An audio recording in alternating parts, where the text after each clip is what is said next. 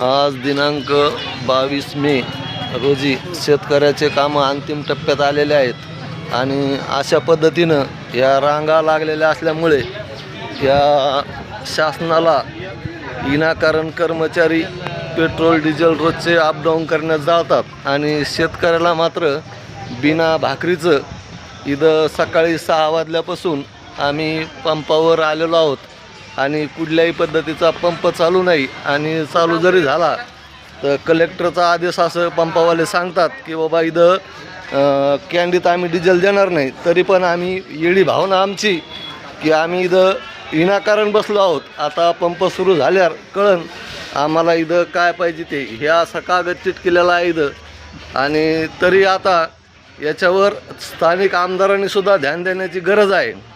नाही तर मतदानाच्या टायमाला भिकाऱ्यावाने आमच्याकडे येतात आणि आता आम्ही भिकाऱ्यावाने रांगीला लागतो. ही आमची खरी परिस्थिती आहे शेतकऱ्याची. त्याच्यामुळं आता याच्यावर विचार केला जावा आणि जनतेने सुद्धा जागा हो. जय हिंद, जय महाराष्ट्र.